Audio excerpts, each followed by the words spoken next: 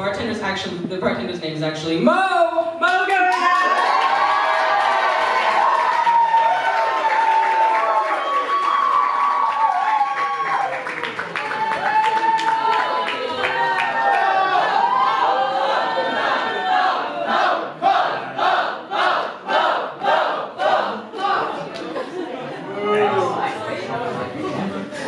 Shut up. Anyways, how about that Timothy Chalamet looking like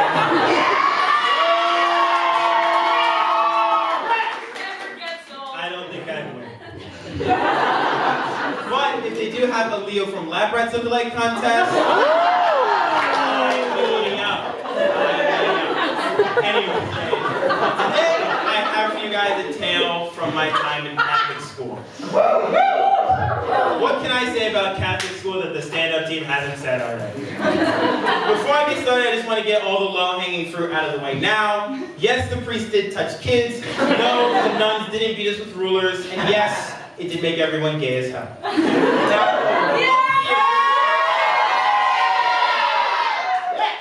On to the original material. Something a lot of people don't know about me is I've actually been suspended before. And I know what you guys are thinking. Mo, the only thing it looks like you'd be suspended for is eating crayons. And while that is a fair assessment of me now, you have to understand that life before you finish developing your prefrontal cortex got pretty wild. So, this story starts off, I had just gotten out of AP psychology. I was learning about the wonders of Freud and penis envy. And I was heading to my next period to learn about the wonders of Michelle Obama and how inedible you can make food before it's considered a war crime. Most people just call this lunch in the early 2000s. So I go down to the cafeteria, I've got my lunch, my packed lunch, because I'm a sane person, sitting down with my friends when in walks the antagonist of our tale. He was really built for a 9th grader, but he was built in kind of a strange way because he looks like you took the resize tool on a normal guy and just kind of stretched him horizontally, like a Joe Rogan kind of build, basically. And this is how I knew he was coming up behind me because it was like a fucking eclipse was happening. This big ball of whiteness blotting out the sun. And without skipping a beat, he comes up to me and he takes my lunchbox. Two things immediately go through my mind. First, what the hell, man? I had one of those fancy pizza Lunchables that came with a crunch bar. That shit's not cheap, okay? Second of all, that's such a cartoon bully thing to do. Like, what's next? He's gonna give me a wedgie? Stick my head in the toilet for a swirly? Call me repugnant epithets?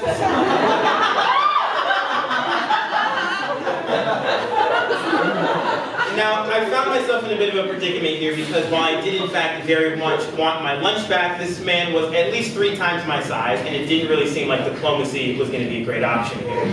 So I was starting to feel a little bit hopeless until I remembered a classic tale from my studies at Catholic school. The tale of David and Goliath. Now, for all you secularinas in the audience who don't know what that is, it's basically like the world's first virgin versus Chad meme. So, call it childlike optimism or delusion from not having eaten for 6 hours. I saw myself as David in this moment. And knowing that the Lord was behind me, I reached out and grabbed the closest weapon, which was my trusty umbrella. And I readied myself in a fighting stance. I rallied out a war cry and I told him, I'm going to kick your ass. And as I swung my umbrella towards him, I learned a cruel and harsh truth about life that day. One you normally don't learn until you take a 4,000 level theology class, which is that the Bible is full of shit. I don't remember much of what happened at this point because I was a little busy getting my shit rocked. But I do know I eventually ended up in a chokehold and he was sort of pummeling my head a little bit. Thankfully, I was protected from most of the damage by my luscious 4C hair, but it was still a pretty unpleasant experience overall. So eventually a teacher comes in, breaks up the fight, I get sent to the principal's office. Now, for some context, my principal, he was always a very down-to-earth guy. He liked to keep it real and straight up, and he was also tired of seeing me every other week.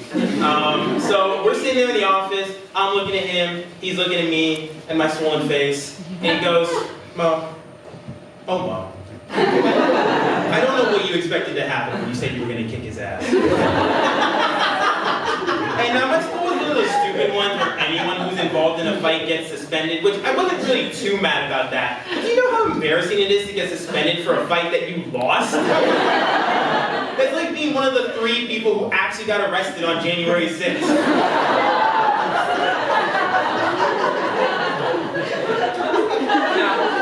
Thankfully, my classmates recognized this great injustice that had been brought upon me, and they began to protest the school. This was the beginning of what I like to call the radical leftist movement known as #FreeMo, where brave freedom fighters took to the war zone of Snapchat to post black squares. #FreeMo. And while it may seem a little performative from our modern lens, you have to understand that this made them some of the most liberal white people in 2017. And look, listen guys, Post it, everyone post it. do not fucking start posting That FreeMo. means your story has to. Anyway, it is very easy for me to, go on and talk about how sexist and homophobic and bigoted my redneck Catholic school was, but at the end of the day, guys, at least, unlike Fordham, we kept our whiteboards clean.